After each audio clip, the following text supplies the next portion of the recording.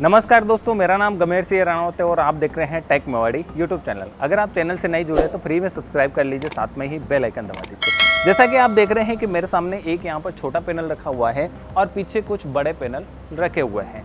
यहाँ पर जैसा कि ये एक 12 वोल्ट का पैनल है और वो 24 वोल्ट का पैनल है। यहाँ पर ये दिक्कत आ रही है कि कब अपन 12 वोल्ट का खरीदे और कब अपन 24 वोल्ट का खरीदे। तो चलिए आज का वीडियो शुरू करते हैं। कुछ पॉइंट्स के साथ समझते हैं कि 12 वोल्ट कब खरीदे और 24 वोल्ट कब खरीदे। तो सबसे पहले अपन देखते हैं कि कैपेबिलिटी ऑफ बैटरीज, यानी कि बैटरी के आधार पर आप सोलर पैनल का चयन कैसे करते हैं। जैसा कि मार्केट में आपने देखा है कि 12 वोल्ट की बैटरी अधिकतर यूज़ करते हैं घरों में। वैसे तो सिंगल बैटरी अधिकतर देखा जाता है, लेकिन जहाँ पर जो बड़े अपार्टमेंट होते हैं या फिर जहाँ पर ज़्यादा बिजली की ज़रूरत होती है, वहाँ पर क्या है कि 2 बैटरी, 3 बैटरी, 4 बैटरी, ज़्यादा से ज़्यादा बैटरी भी लगाते हैं। तो यहाँ पर क्या होता है, जैसे 12 वोल्ट की अगर बैटरी लगी हुई है तो आपको ध्यान रखना है यहाँ पर जो सोलर पैनल है उसकी रेटिंग भी 12 वोल्ट की ही होनी चाहिए।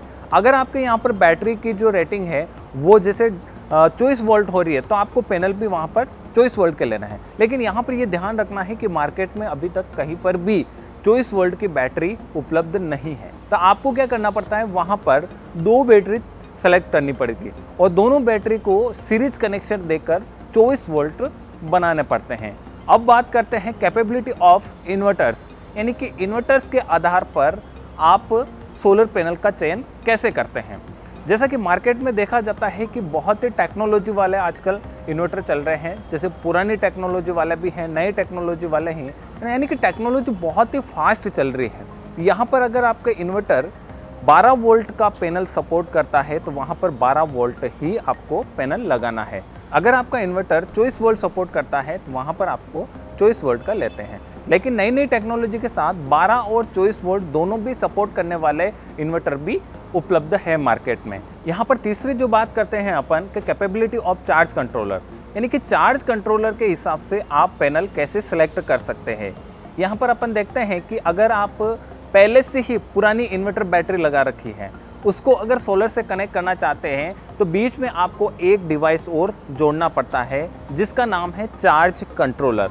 चार्ज कंट्रोलर का काम यह है कि जो बैटरी चार्ज हो रही है और सोलर से बैटरी को चार्ज करने के लिए चार्ज कंट्रोलर का उपयोग किया जाता है। यहाँ की जो नॉर्मल इन्वर्टर है वहाँ पर आपको कहीं पर भी पोर्ट नहीं मिलेंगे, जैसे कि वहाँ पे आप डायरेक्ट सोलर को कनेक्ट कर सकते हैं। अब यहाँ पर अगर बात करते हैं कि चार्ज कंट्रोलर के हिसाब से अगर सोलर पैनल लेने जा रहे हैं आप, तो चार्ज कंट्रोलर की रेटिंग देखनी होगी और जो सोलर पैनल की रेटिंग है वो देखनी होगी। यानी कि सोलर पैनल के जैसे कि आप यहाँ पर पीछे की साइड में यहाँ पर टेक्निकल स्टिकर पे अगर देखेंगे तो यहाँ पर इसकी रेटिंग दिखाई देती है कि ये कितने एम्पियर का सोलर पैनल है। उसके हिसाब से आपको चार्ज कंट्रोलर भी लेना पड़ता है।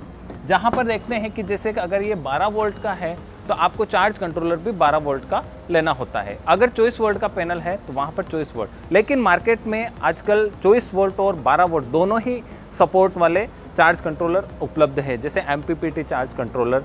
यहाँ पर एक चीज़ का और ध्यान रखना है कि आप जब पैनल खरीद रहे हैं तो जो चार्ज कंट्रोलर की रेटिंग है उससे कम रेटिंग का पैनल होना चाहिए। या फिर ऐसे अगर उल्टा मैं बोलूँ तो जहाँ पर आपका जो सोलर पैनल है उससे कुछ ज़्यादा रेटिंग में आपका चार्ज कंट्रोलर होना चाहिए। यहाँ पर कुछ अपन पैनल्स की रेटिंग देखते हैं, जैसे कि 10 वाट का जो पैनल है वो लगभग आधा एम्पियर करंट जनरेट करता है। उसके बाद में अगर 50 वाट की बात करते हैं तो लगभग 2.5 एम्पियर करंट जनरेट करता है। लेकिन अगर 12 वोल्ट में ही अपन 180 वाट का पैनल की बात करते हैं तो अप्रोक्सली वो 9 एम्पियर 12 वोल्ट में होता है। लेकिन अगर यहाँ पर कुछ 375 वाट या 300 वाट से ऊपर वो होते हैं 24 वोल्ट में, लेकिन उसके एम्पियर है वो लगभग 9 एम्पियर ही करंट जनरेट करते हैं। तो इसके हिसाब से आपको चार्ज कंट्रोलर ही खरीदना है। मार्केट में चार्ज कंट्रोलर 6 एम्पियर से लगाकर 60 एम्पियर तक उपलब्ध है। यहाँ पर बढ़ती टेक्नोलॉजी के साथ ऐसे चार्ज कंट्रोलर भी आ गए हैं, जैसे कि आप एक 24 वोल्ट का सिंगल पैनल से आप 150 AH की, यानी कि जो 12 वोल्ट की बैटरी है उसको भी चार्ज कर सकते हैं। नेक्स्ट जो बात करते हैं अपन प्राइसिंग एंड रेंज, यानी कि जो 12 वोल्ट का पैनल है और 24 वोल्ट का पैनल है किस रेंज में आपको मिल जाता है।